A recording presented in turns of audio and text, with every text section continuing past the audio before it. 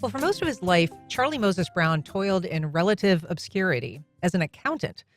But once he turned his full focus to art, his work became nationally and even internationally known. Here to tell us about it is Brittany Cohill, Executive Director of the Mandarin Museum and Historical Society. Brittany, welcome back. Thank you, Anne. Good to see you. So, Charlie Brown. Yes. He was born in Mayport, but he moved to Mandarin as a very young child and basically spent his life there until his death in 1987. Tell us a little bit about just this unusual career trajectory of his. Yeah, so he was not an artist always. He worked with numbers. He worked for a local fruit company as an accountant. And, he made a massive career shift. And this was, I think he was 58 years old and decided to go full time as a potter. Quite a change. With the encouragement of his friends who were also artists, Memphis Wood, who is an artist that's near and dear to us in our Mandarin history as well. And he was inspired by some courses that he was taking that Memphis had encouraged him to take. And he felt like he wanted to do something meaningful with his life. And so this was part of the American studio crafts movement post-World War II, and really a reaction to mass production, mechanization, and this reaction that emphasized self-expression, working with your hands, a connection to the earth. And so Charlie was part of that. And he was successful. Memphis didn't have much confidence. She said, I think once Tim Gilmore, local author, had included this in a recent article that Memphis said to him, "You're making a mistake. You won't make enough money to even buy your whiskey each week." Well, we're looking at, for people watching our live stream, pictures of Charlie at work in his studio. And his style was really different for a few reasons.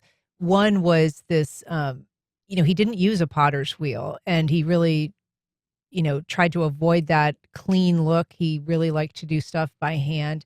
And he also had a specific style of firing his work. Can you tell us just a little bit about his approach? Right. So he worked mostly in raku pottery, which is a Japanese method that originated in the 16th century, actually. And it produces a really delicate piece that you have to really handle with care. And you fire it at a very high temperature in a small kiln. And then when the kiln is opened, you bring it out. And while it's still very hot, you put it in some sort of combustible material. Charlie used sawdust. And I think the public might be seeing photographs of him at work, pouring it and putting it into this sawdust. And so sometimes it could be a dicey procedure. His first shop did burn to the ground. Oh, wow. A radical ember just kind of flew out and burned the whole place down. What is the effect that gives the pottery when it's kind of fired and then put into something that itself catches fire? Well, it really produces some unique forms in the glaze. And, the potter themselves, they really don't know exactly what the outcome will be. And I think that's part of the fun and part of the production process. And I mentioned before the break that some of his work, he did pots, but he also did jewelry. He did other pieces. Mm-hmm. And he also did Christmas ornaments, one of which ended up in the vice president's house. Yes. So Walter Mondale and Mrs. Mondale in the late 70s, early 80s, there was this focus on American crafts artists. And so he had several of his ornaments sent to D.C. and were on the vice president and second lady's Christmas trees.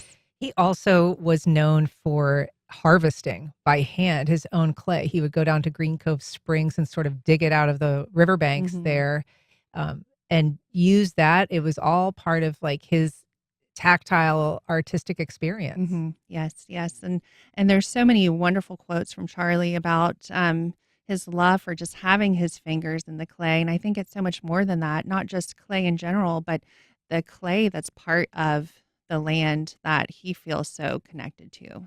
There's a great quote from him that you all have in your display where he says, "My greatest wish is that I will leave behind me a few statements in clay that have a timeless and precious quality which makes for endurance," which I think is, great, just speaking of his desire to have a legacy. the museum is lucky to have an exhibit with his pieces in it. It's called When the Kiln is Opened, the art of Charlie Moses Brown. How long is this on display? Till March 21st of this year. Okay. Yes. And if we have a link on our website, but if people want to get more information about the exhibit, where should they go? MandarinMuseum.org. Right. They can find information there, and we're open Wednesday through Saturday, 10 to 4, free admission. Excellent. Well, Brittany, thanks so much for coming on and telling us about Charlie Moses Brown. Appreciate it. My pleasure. Thanks.